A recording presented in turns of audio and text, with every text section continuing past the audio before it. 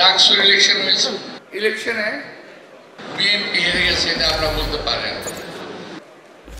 কিন্তু আমি কিন্তু বলতে পারি না যে ঢাকা বিশ্ববিদ্যালয়ে জামাতে ইসলামীর এত ভোট থেকে আসলো। আমার তো হিসেবে মিলে না ভাই।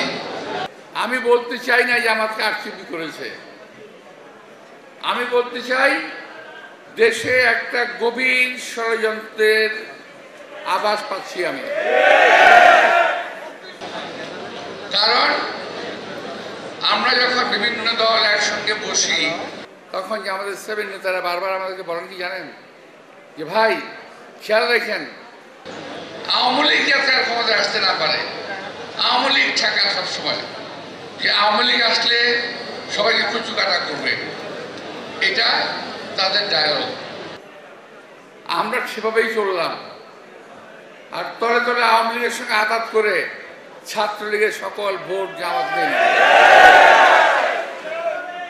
বুঝতে পারছেন? এখন বিএনপির বিরুদ্ধে দেশে এবং দেশের বিরুদ্ধে এই দেশের বাইরে ষড়যন্ত্র হচ্ছে। কারণ বিএনপি একটি মাত্র দল বাংলাদেশে, যে দলের হাতে বাংলাদেশের স্বাধীনতা নিরাপদ, সার্বভৌমত্ব নিরাপদ, মানুষের জান মাল নিরাপদ।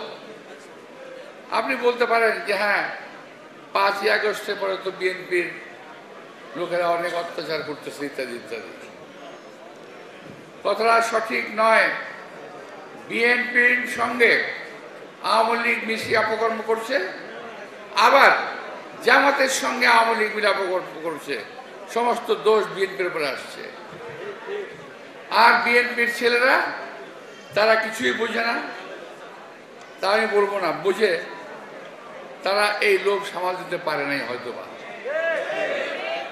আমি আজকে বলে যেতে চাই, আমাদের নেতা তারেক রহমান সাহেব পরিষ্কার ভাষায় বলেছেন বিএনপিতে কোনো সন্ত্রাসী, কোনো চাঁদাবাজ, কোনো দখলদারের জায়গা হবে না।